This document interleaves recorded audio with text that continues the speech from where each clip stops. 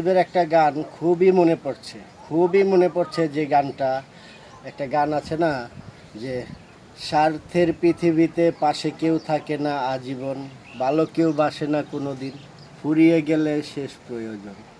আজকে আপনার ভালোবাসাটা কতটুকু থাকবে জানেন? ছেলে বলেন, বাবা বলেন, মা বলেন, ভাই বলেন, বোন বলেন, আত্মীয় স্বজন যাকেই বলেন না কেন, আপনার ভালোবাসাটা থাকবে যতক্ষণ পর্যন্ত আপনার পকেটের ভিতরে নোট আছে, আপনার মানি ব্যাগ ভরা নোট আছে, আপনি তাদেরকে নিয়ে ঘুরছেন, ফিরছেন, খাওয়াচ্ছেন, দামি দামি গিফট কিনে দিচ্ছেন, ততক্ষণই আপনার প্রতি ভালোবাসা থাকবে। আর ভালোবাসা মানে ওদের মন থেকে আসবে না, আসবে আপনার নোট থেকে। মানি ইজ সেকেন্ড গড, টাকাই হয় দ্বিতীয় খোদা। এই পৃথিবীতে, এই বাংলাদেশে কোন বা দেশের বাইরে কোন, যে কোনো জায়গায় কোন, পৃথিবীতে টাকাই হয় দ্বিতীয় খোদা। কারণ টাকা যদি আজকে না থাকে, আপনি পৃথিবীতে কিচ্ছু করতে পারবেন না। ভগবান আপনাকে সৃষ্টি করে দিছে, উপরওয়ালা আপনাকে সৃষ্টি করে দুনিয়াতে পাঠাইছে, একটা প্রয়োজন আপনাকে দিয়ে দিছে, সেটা হলো টাকা। আপনার টাকা আছে, আপনার পিছনে হাজার হাজার মানুষ দোনা দিবে, হাজার হাজার মানুষ আপনার জয় গান গাবে, সারা দুনিয়া আপনার পিছনে ছুটবে।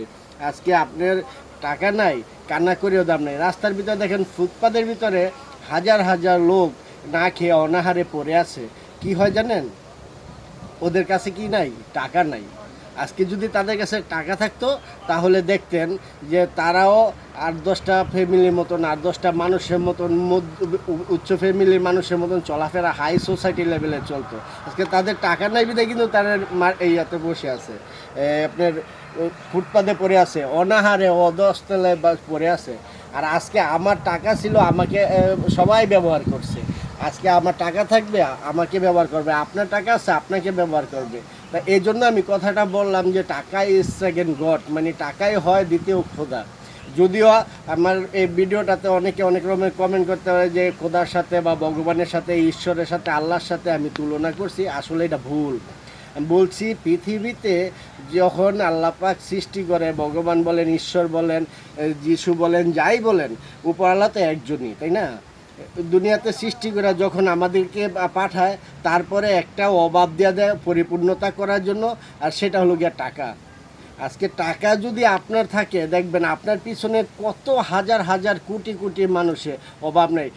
যেমন ভারতবর্ষে আছে হলো গিয়া মুকেশ আম্বানি, বাংলাদেশের সালমান এফ রহমান, এই সেই বিভিন্ন শমশের বিন মুসা, বিভিন্ন ব্যক্তি, ব্রিটিশ সরকার, আমেরিকান সরকার, এই সরকার, এই সরকার, মালয়েশিয়ান সরকার, মানে আজকে কি তারা কেন? কারণ আজকে তাদের জনপ্রিয়তা হলো তাদের টাকা। আর আমার জনপ্রিয়তা কিচ্ছু নেই। পিছনে দেখেন, সোন গাছের এখানে এসে দাঁড়িয়ে আছি। আর আমার যে ব্যবহারের প্রযোজ্য যে লোকগুলো ছিল, আমাকে যারা ব্যবহার করছে, টাকা শেষ, এখন আমাকে আর কেউ দেখবে না, চিনবে না, জানবে না। আর টাকা যদি আমার এখনও থাকে, আমি দেখেন এই জায়গার ভিতরে আমি একজন লোকের ডাকি যে আমার আজকে এতগুলা ইয়ে আছে, একটা চল তোরে নিয়ে ব্যাংকে যাবো, তোরে কিছু টাকা দিব, এই করবো, দেখবেন যে সে দৌড়ে আসবে। আর যদি বলি যে দোস্ত আমার 5টা টাকা দে, 100 টাকা দে বা 50টা টাকা দে, সে বলবো কি দোস্ত ফোনটা রাখি, পরে কথা বলবো। তার মানে আমি এইটাই বুঝাইতে চাইছি যে টাকা ইজ সেকেন্ড গড এই দুনিয়ার জন্য।